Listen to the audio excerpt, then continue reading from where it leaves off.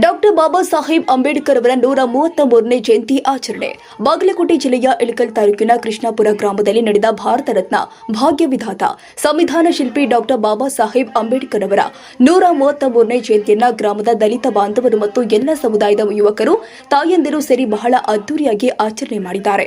ಈ ಕಾರ್ಯಕ್ರಮದಲ್ಲಿ ಉಪನ್ಯಾಸಕರಾಗಿ ಆಗಮಿಸಿದ್ದ ಶ್ರೀಮತಿ ಪ್ರಿಯದರ್ಶಿನಿ ಆಮದಿಹಾಳ್ ಅವರು ಮಾತನಾಡುತ್ತಾ, ಡಾಕ್ಟರ್ ಭೀಮರಾವ್ ಅಂಬೇಡ್ಕರ್ ಅವರು ಭಾರತೀಯ ನ್ಯಾಯಶಾಸ್ತ್ರಜ್ಞ, ಅರ್ಥಶಾಸ್ತ್ರಜ್ಞ, ರಾಜಕಾರಣಿ ಮತ್ತು ಸಮಾಜ ಸುಧಾರಕರಾಗಿದ್ದರು ಮತ್ತು ಅಸ್ಪೃಶ್ಯತೆ ವಿರುದ್ಧ, ಸಮಾಜ ತಾರತಮ್ಯದ ವಿರುದ್ಧ ಹೋರಾಟ ಮಾಡಿದರು ಮತ್ತು ಮಹಿಳೆಯರ ಹಕ್ಕುಗಳನ್ನು ಕೂಡ ಸಿಗುವಂತೆ ಮಾಡಿದ್ದಾರೆ ಮತ್ತು ಕಾರ್ಮಿಕ ಅವರು ಸ್ವತಂತ್ರ ಭಾರತದ ಮೊದಲ ಕಾನೂನು ಮಂತ್ರಿ ಮತ್ತು ಭಾರತದ ಸಂವಿಧಾನ ಸ್ಥಾಪಿಸಿದವರು ಎಂದರು.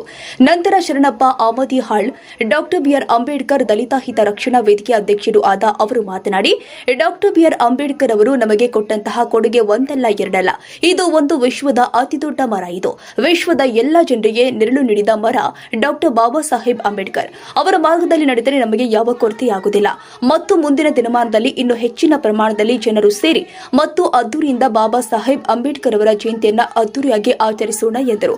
ಈ ಸಂದರ್ಭದಲ್ಲಿ ಯುವರಾಜ್ ಚಿಲ್ವಾದಿ, ಅಯ್ಯನಗೌಡ ಪಾಟೀಲ್, ಚಿನ್ನಪ್ಪ ವಡಿಗೇರ್, ಶೇಖರಯ್ಯ ಹಿರೇಮಠ, ಮದರ ಸಾಬರಾಗಟ್ಟಿ, ದೊಡ್ಡಪ್ಪ ಕಜಕಲ್, ಹನುಮಂತ ತಳವಾರ್, ಶರಣಪ್ಪ ಚಂದಾಮಣಿ, ನಿರಂತಪ್ಪ ಹಲ್ಗೇರಿ ಮತ್ತು ಇನ್ನು ಇತರೆ ಸಮಾಜದ ಮುಖಂಡರು ಉಪಸ್ಥಿತರಿದ್ದರು. ಬುದ್ಧನ ಕಾಲದಲ್ಲಿ ಪ್ರಜಾಪ್ರಭುತ್ವ ವ್ಯವಸ್ಥೆ ಇತ್ತು. ಆತ ಕೂಡ ಸಮಾಜವನ್ನು ಹೆಕ್ಕೊಂಡು ಹೋದ ಬುದ್ಧ ಅಂದ್ರ ಅಲ್ಲಿರ್ತಕ್ಕಂಥ ಅಸಮಾನತೆಯನ್ನು ಹೋಗಲಾಡಿಸ್ಲಿಕ್ಕೆ ಎಲ್ಲರಿಗೂ ಅವಕಾಶ ಕೊಟ್ಟ. ಪ್ರಜಾಪ್ರಭುತ್ವ ಅಂದ್ರೆ ಏನು? ಎಲ್ಲರಿಗೂ ಅವಕಾಶ. ಗಂಡು ಹೆಣ್ಣು, ಕರ್ಗ ಬೆಳಗ, ಮೇಲು ಕೀಳು, ಕನಿಷ್ಠ, ಉಚ್ಚ ನೀಚ ಯಾವುದು ಇಲ್ಲ ಅಂತ ಸಮಾನತೆ ಕೊಡ್ತೈತಲ್ಲ, ಅದು ಪ್ರಜಾಪ್ರಭುತ್ವ. ಆ ತತ್ವದ ಅಡಿಯೊಳಗಿನ ಬುದ್ಧ ಬಹಳ ಚಂದ ಒಂದು ವ್ಯವಸ್ಥೆಯನ್ನು ತಗೊಂಡು ಬಂದಿದ್ದ. ಸ್ವತಂತ್ರ, ಸಮಾನತೆ, ಭಾತೃತ್ವ ಅದನ್ನ ತಗೊಂಡು ಬರ್ತಾನ. ಅದ ಪ್ರಜಾಪ್ರಭುತ್ವ. ಅದು ಮುಂದೊಂದು ದಿನ ಅದು ನಾಶ ಹೋಯ್ತು. 6ನೇ ಶತಮಾನದಾಗಿದ್ದ ಬುದ್ಧ ನಾಶ ಹೋಯ್ತು. ಯಾಕೆ ನಾಶ ಆಯ್ತು? ಫಾಲೋವರ್ಸ್, ಅವನ ಅನುಯಾಯಿಗಳು ಆತ ಯಾವ ಉದ್ದೇಶಕ್ಕಾಗಿ ಆ ಪ್ರಜಾಪ್ರಭುತ್ವ ತತ್ವಗಳನ್ನು ತಂದಿದ್ದಲ್ಲ ಅದನ್ನು ಅವರು ಈಡೇರಿಸಲಿಲ್ಲ. ಅದಕ್ಕದು ಬಿದ್ದು ಹೋಯ್ತು. ಮುಂದ 12ನೇ ಶತಮಾನದಲ್ಲಿ ಜಗಜ್ಯೋತಿ ಬಸವೇಶ್ವರರ ಬಂದರು. ಫಸ್ಟ್ ಪಾರ್ಲಿಮೆಂಟ್ ಇನ್ ವರ್ಲ್ಡ್ ಅಂತ ಹೇಳ್ತಾರೆ.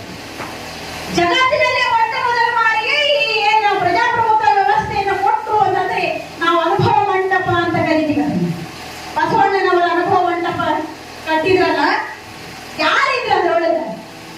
ಗೌಹರ ಕಕ್ಕಯ್ಯ ಇದ್ದ, ಬಾದಾರ ಚನ್ನಯ್ಯ ಇದ್ದ, ಐರಕ್ಕಿ ನಕ್ಕಮ್ಮ ಇದ್ದು, ಮಡಿವಾಳ ಮಾಚಿದೇವ ಇದ್ದ, ಸಮಗಾರ ಹರಳಯ್ಯ ಇದ್ದ, ಯಾರಿದ್ರೆ ಅಕ್ಕ ಮಹಾದೇವಿ ಇದ್ಲು.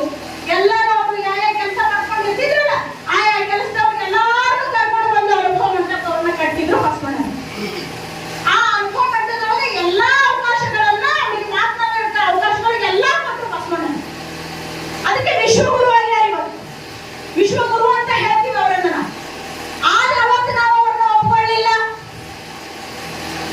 ಎಂಥ ಮಾನವೀಯತೆ ಇತ್ತಂದ್ರ ಬಸವಣ್ಣನವರ ಮಾನವೀಯತೆ ಸಂವಿಧಾನದ ಅಡಿಯಲ್ಲಿ ಇವೆಲ್ಲ ಬರ್ತಾವ. ಅದಕ್ಕೆ ಮಾತನಾಡ್ತಾ ಇದ್ದೀವಿ. ಎಂಥ ಮಾನವ ಧರ್ಮ, ದೈವೀಯ ಧರ್ಮದ ಮೂಲ ಅಂತ ಹೇಳ್ತಾರ ಅವರು.